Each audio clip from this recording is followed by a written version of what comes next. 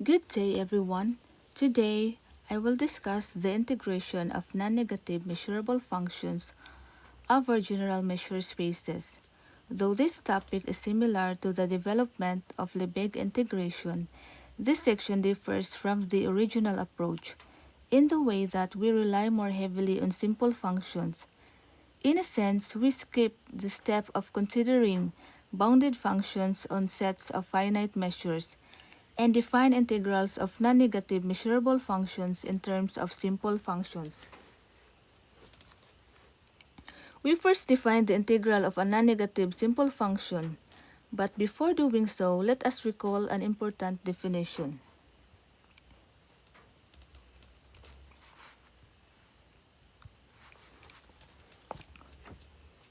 So, let this be a measurable space.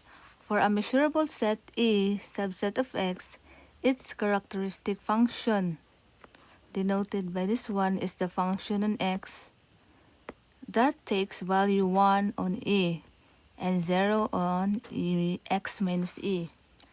A real valued function psi on X is said to be simple, provided that there exists a finite collection. This collection of AK of measurable sets and a corresponding set of real numbers CK such that psi equals this sum on X. Now we provide the definition of the integral of a non-negative simple function. So let this be a measure space and psi a non-negative simple function on X. Define the integral of psi over X with respect to mu as follows. If psi equals 0 on X, define integral of psi over X with respect to mu equals 0. Otherwise, let this be the positive distinct values taken by psi on X, and for k greater than or equal to 1 but less than or equal to n, define ak to be the set. So X element of set X such that psi of X equals ck. Define integral of psi over X with respect to mu equals summation from k equals 1 to n of ck times measure of ak, with the convention that the right-hand side is infinity if, for some k, measure of ak equals infinity. For a measurable set E subset of X, the integral of psi over E with respect to mu is defined as integral of psi times characteristic function of E over X with respect to mu, and is denoted by integral of psi over E with respect to mu. So, kani siya, integral of psi over E with respect to mu is just equal to this one and this one. Note that by the use of ck's and ak's here, we avoid a discussion of canonical form of a simple function.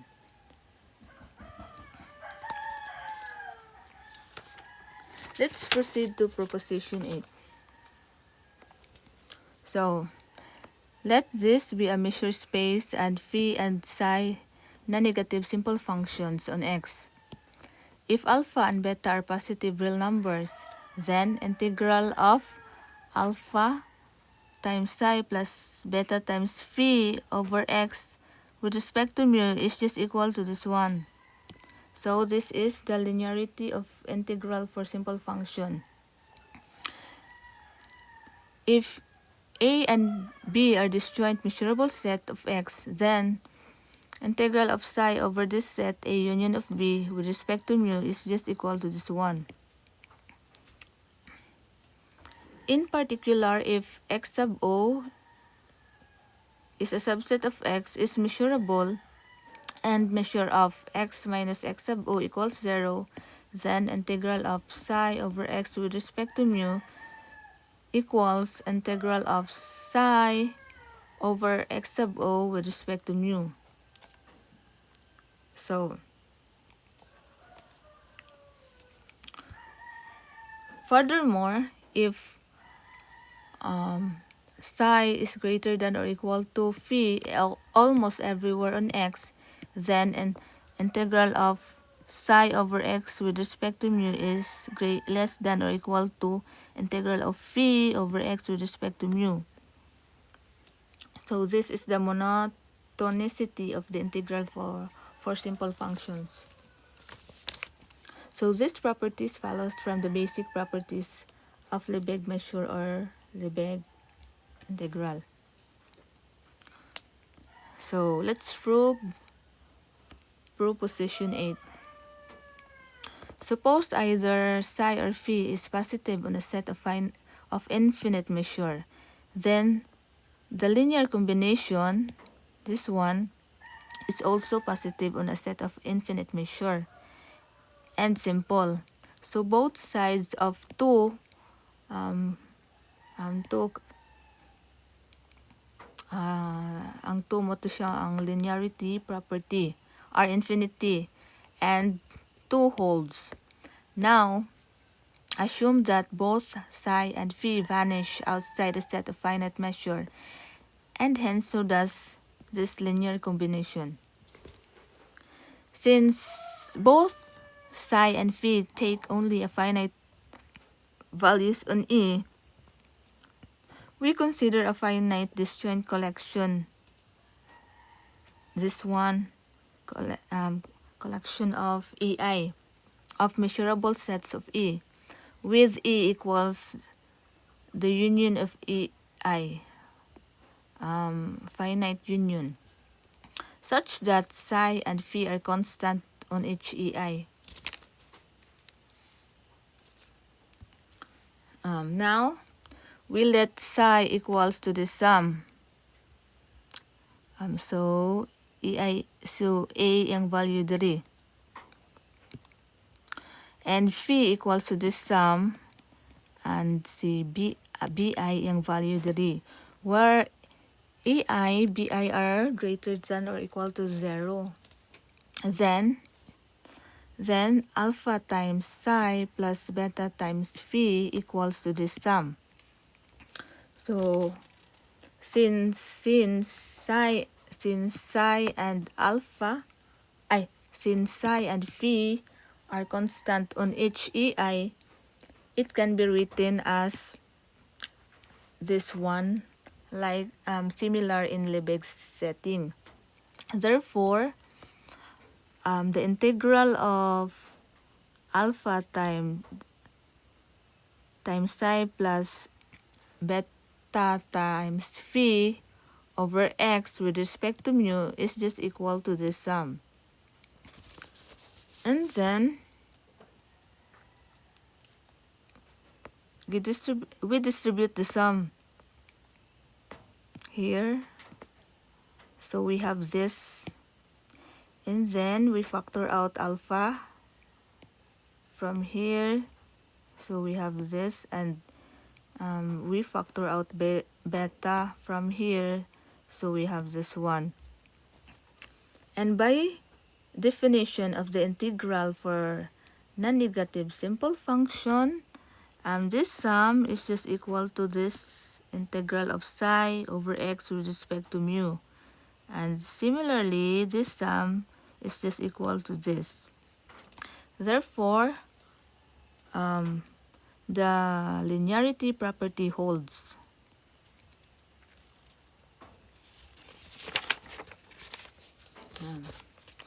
Let A be element of sigma algebra. So, A and B are measurable sets on X, with A intersection of B equals empty set. Then integral of psi over this set A union of B with respect to mu is equal to this one. So it can be written as this one, integral of psi times characteristic function over x with respect to mu. Then since this one is just equal to this one, because A intersection of B equals empty set, we have integral of psi over A union of B with respect to mu equals to this. And by using this property, we substitute this one here. No, so we have this. And we distribute the integral. So we have this. And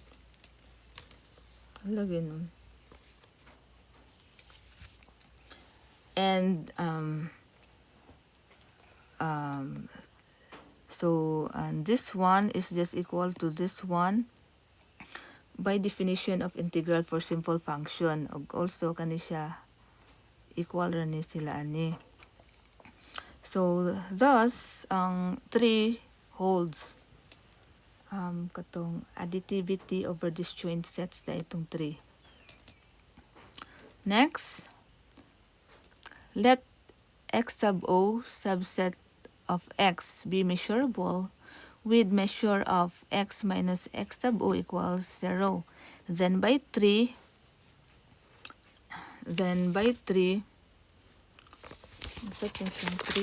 additivity over domains, we have this one. Kani siya, integral of psi over x with respect to mu is just equal to this. Integral of psi over x sub o with respect to mu plus integral of psi over this set x minus x sub o with respect to mu.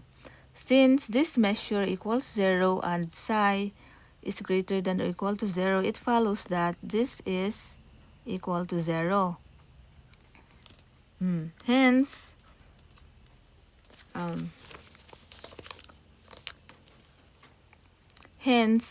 ang integral of psi over x with respect to mu is just equal to this one.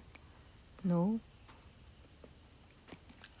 This means that null sets do not contribute to the value of the integral, or removing a null set from the domain doesn't change the integral's value. Hence, proving 4.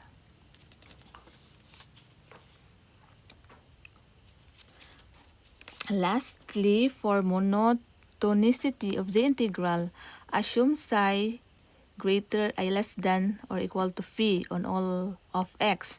Since psi and phi are simple functions taking only a finite number of values, we can write x equals to this union of xk, finite union, where xk are disjoint and measurable, and we let psi equals to the sum and phi equals to the sum, where 0 is less than or equal to 8k and 8k is less than or equal to bk, for k greater than or equal to 1 and k less than or equal to n. So then by the definition of the integral for simple function and by using this one, we obtain this integral of phi over x with respect to mu is just equal to this sum, which is less than or equal to this sum, and this is equal to integral of phi over x with respect to mu. And so we prove 5.